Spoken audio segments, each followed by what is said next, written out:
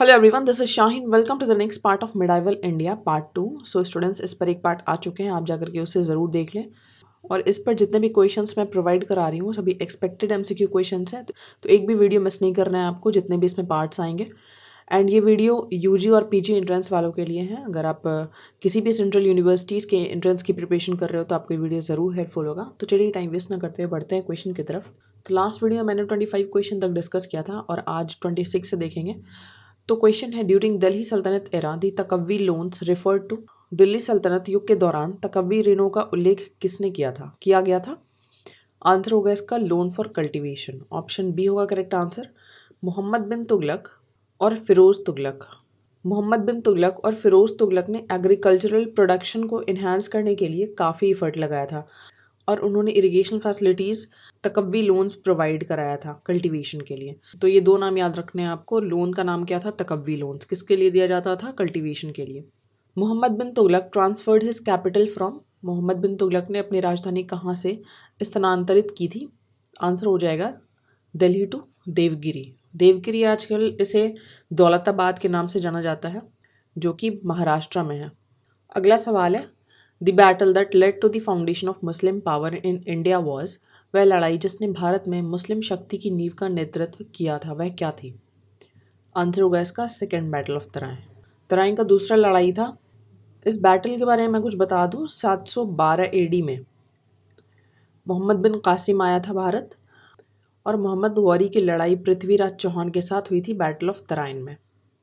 और first battle of Tarain कब हुआ था? फर्स्ट बैटल ऑफ तराइन में पृथ्वीराज चौहान जीत गया था और सेकंड बैटल ऑफ तराइन में मोहम्मद गौरी जीता था। इसमें बहुत कंफ्यूज होते हैं स्टूडेंट, तो याद रखना है कि फर्स्ट बैटल में पृथ्वीराज चौहान जीता था और सेकंड बैटल में जीता था मोहम्मद गौरी।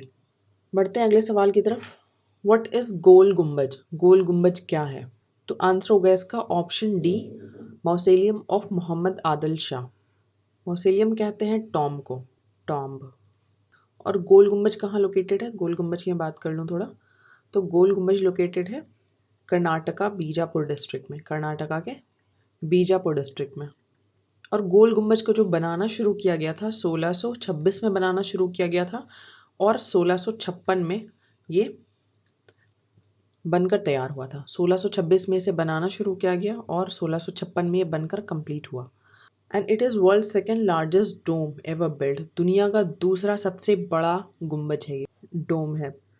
तो ये इम्पॉर्टेंट डेट है, कहाँ है? कर्नाटका के बीजापुर डिस्ट्रिक्ट में, और वर्ल्ड का सेकेंड लार्जेस्ट डोम है ये। अगला सवाल है, the official language of Delhi सल्तनत वॉज। दिल्ली सल्तनत की आधिकारिक भाषा क्या थी? देखो, उसकी आधिकारिक भाषा पर्शियन थी, लेकिन अरेबिक और हिंदी भी बोला जाता था। जो उसकी ऑफिशियल लैंग्वेज थी वो पर्शियन थी। तो आंसर होगा इसका ऑप्शन सी। अगला है, who among the following was the first to make use of artillery in warfare in medieval India.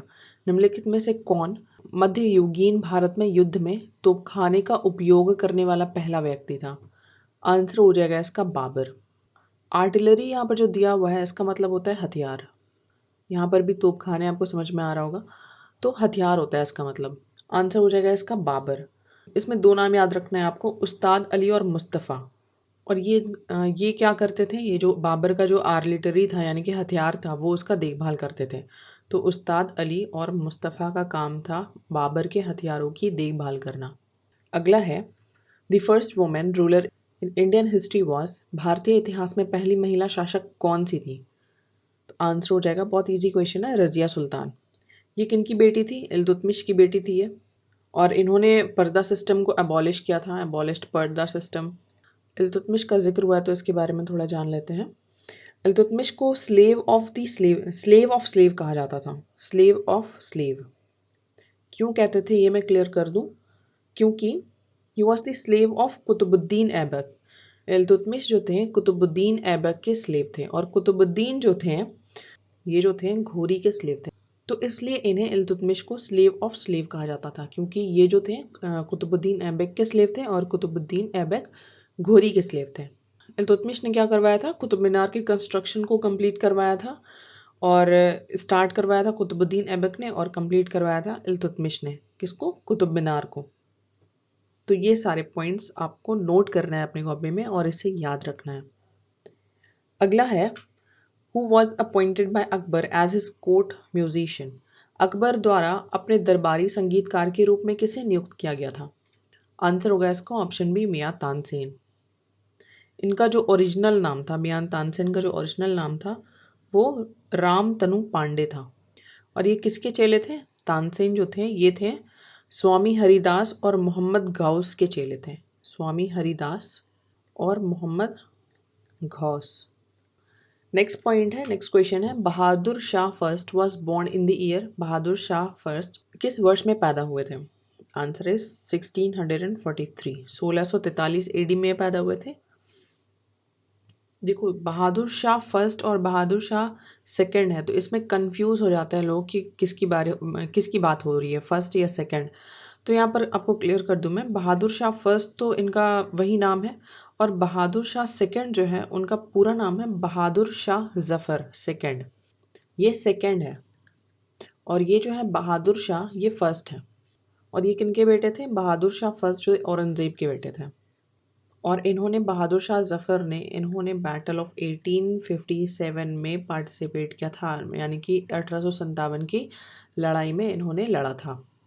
Next है who got constructed Grand Trunk road.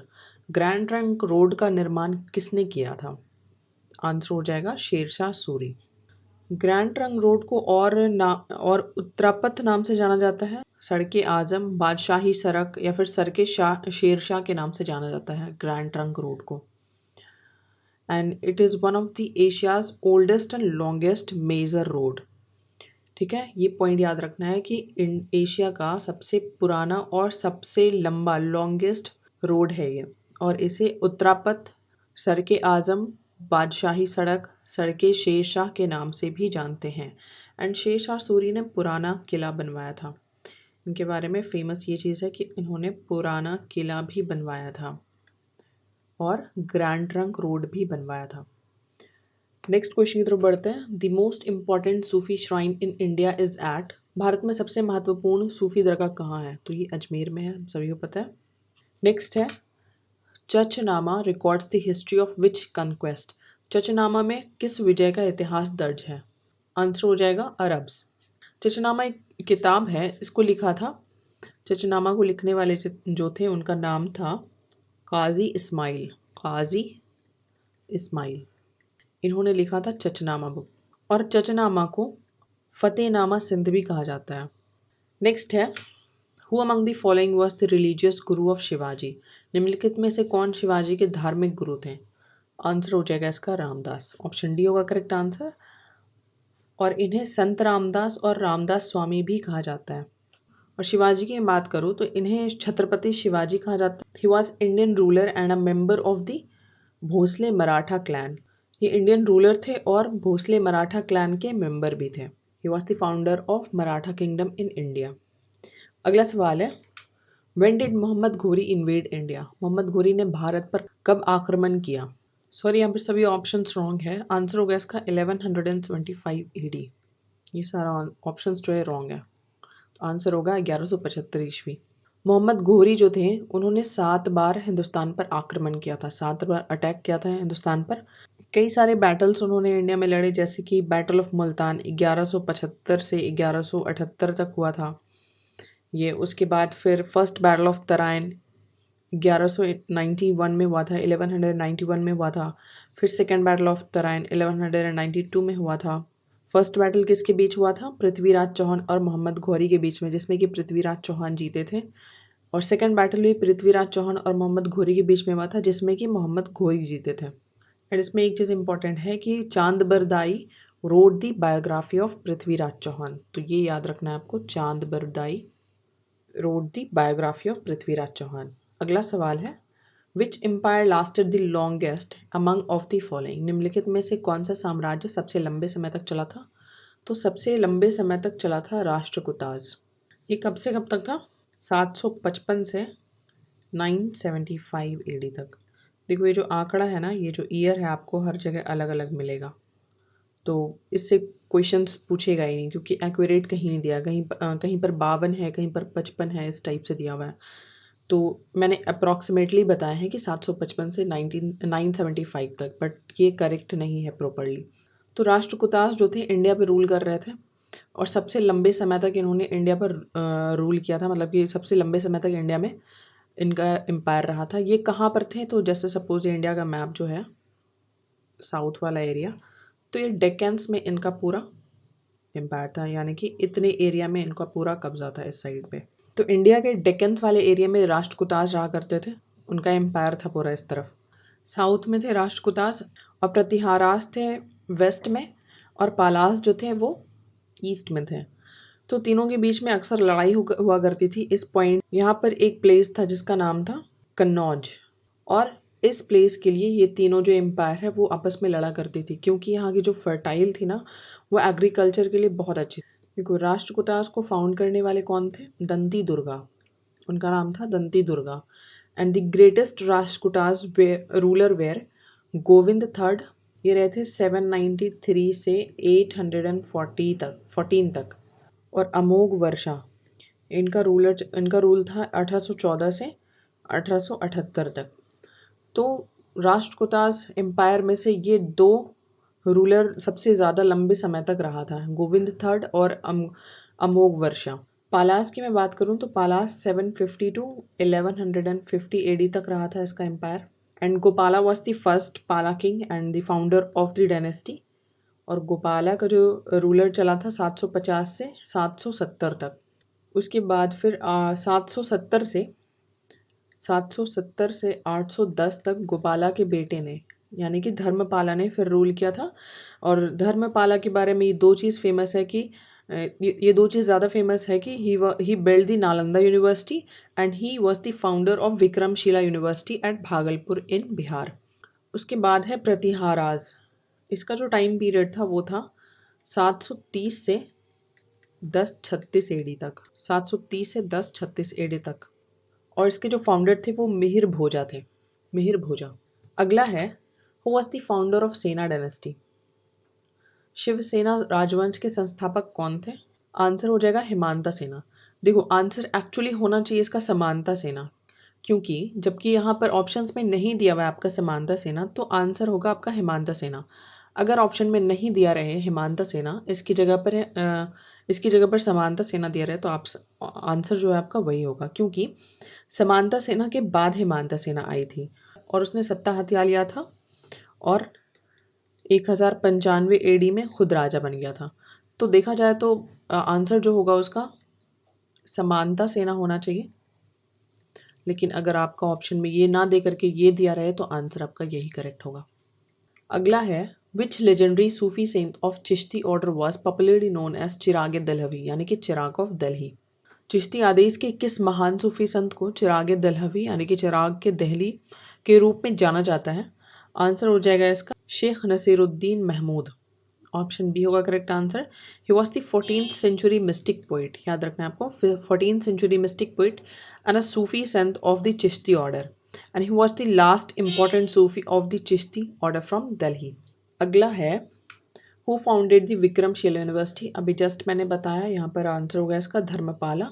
Vikramshila विश्वविद्यालय के संस्थापक धर्मपाला थे। नेक्स्ट है when did Chola empire came to an end. Actually यहाँ पर सभी options wrong है। करेक्ट आंसर जो होगा 1279 एडी होगा। इसमें जाकर के चोला डायनेस्टी जो है जाकर के एंड हुआ था 1279 एडी में। अगला क्वेश्चन है when did Qutbuddin Aibak die. Qutbuddin Aibak की मृत्यु कब हुई थी? तो इसकी डेथ हुई थी 1210 एडी में। कुतुबुद्दीन ऐबक जो थे दिल्ली के सुल्तान थे और वो तुर्किस्तान से आए थे, और इनका जो डेथ हुआ था वो एक एक्सीडेंट था जब वो पोलो खेल रहे थे। पोलो एक वैसा गेम होता है जो घोड़े पर सवार होकर के खेला जाता है। तो उस पर से वो गिर गया था और वो उनको काफ़ी गहरी चोट आई थी जिसकी वजह से उनका डेथ हुआ था। And he was the slave of Mohammad Ghori. Qutbuddin Aibak was the slave of Mohammad Ghori, अभी मैंने जस्ट बताया है पिछले कुछ क्वेश्चंस में। अगला सवाल है हु फाउंडेड द पाला एम्पायर। पाला साम्राज्य की स्थापना किसने की थी? इजी है, गोपाला ने। ऑप्शन डी होगा इसका करेक्ट आंसर, गोपाला। अगला है which of the following Mughal empire was known as prince Khurram. निम्नलिखित में से किस मुगल सम्राट को राजकुमार खुर्रम के नाम से भी जाना जाता था? आंसर हो जाएगा इसका शाहजहां। उनको प्रिंस खुर्रम के नाम से भी जाना जाता था and he was the 5th Mughal empire of India and reign from 1628 to 1658। अगला सवाल है the silver coin which was introduced by Sher Shah continued by the Mughal was. चांदी का सिक्का जिससे शेरशाह द्वारा पेश किया गया था और मुगल द्वारा जारी किया गया था वह क्या था? वह था रुपया। ऑप्शन ए होगा करेक्ट आंसर। रुपया था उस सिक्के का नाम, उस सिल्वर कॉइन का नाम। And Sher Shah Suri was the founder of Suri dynasty. इससे आपको ये चीज़ याद रखनी है कि शेरशाह जो थे वो सूरी डायनेस्टी के खोजकर्ता थे एंड उनका पूरा नाम था फरीद खान। शेरशाह का जो पूरा नाम था फरीद खान था and he introduced ryotwari system. ये इंपॉर्टेंट पॉइंट है। अगला है which among the following foreign travellers is not correctly pair with the respective period of visit in India. निम्नलिखित विदेशी यात्रियों में से कौन सा भारत में यात्री की अपनी संबंधित अवधि के साथ सही ढंग से जोड़ा नहीं गया है? तो इसमें एक्चुअली आपको देखना है कि कौन सा रॉन्ग मैच्ड है। तो फाहिन ये गुप्ता पीरियड से थे and he was a Chinese Buddhist traveller who visited during the reign of Chandragupta Maurya second. Chandragupta Maurya second के दौरान ये भारत आए थे। ह्यू सांग की बात करें तो पोस्ट गुप्ता पीरियड, ये पोस्ट गुप्ता पीरियड से ही थे। इट मीन्स ये ऑप्शन रॉन्ग होगा, ये ऑप्शन भी रॉन्ग होगा क्योंकि ये दोनों एक्चुअल में गुप्ता पीरियड से थे और ह्यू सांग जो है एक्चुअल में पोस्ट गुप्ता पीरियड से थे। तो he was a Buddhist traveller who came to India during the reign of Harsha और ये हर्ष के पीरियड में आए थे। और अल बिरूनी वो अर्ली मिडाइवल पीरियड से थे। उनका पूरा जो नाम था अबू रेहान मोहम्मद इब्न अहमद अल बिरूनी था। ये नोट कर लेना है आपको, अबू रेहान मोहम्मद इब्न अहमद अल बिरूनी। और इसका जो करेक्ट आंसर होगा वो इब्न बतूता होगा। वो मुगल पीरियड से बिलोंग नहीं करते थे। And he was a Moroccan traveller. He visited India during the reign of Mohammad bin Tughlaq. Mohammad bin Tughlaq के टाइम पर ही आए थे और इन्होंने एक फेमस बुक लिखा था जिसका नाम था रिहला। इब्न बतूता ने रिहला एक बुक लिखा था। तो इसका जो आंसर होगा ऑप्शन डी होगा करेक्ट आंसर। अगला और लास्ट सवाल है after the attack of Mahmud of Ghaznavi who among the following reconstructed the Somnath temple. Mahmud of Ghaznavi के हमले के बाद निम्नलिखित में से किसने सोमनाथ मंदिर का पुनर्निर्माण किया था? आंसर हो जाएगा इसका भीमदेव। ऑप्शन बी होगा correct answer. And Mahmud Ghaznavi invaded the Somnath temple in 127 AD in Gujarat. तो वीडियो यही एंड करती हूँ। आई होप आप लोगों को हेल्पफुल लगा हो एंड आप लोगों ने अगर प्रिपरेशन शुरू कर दिया तो बहुत अच्छी बात है। आप लोग जाकर के प्लेलिस्ट चेकआउट कर लेना। तो मिलती है उसके नेक्स्ट पार्ट में। Thank you.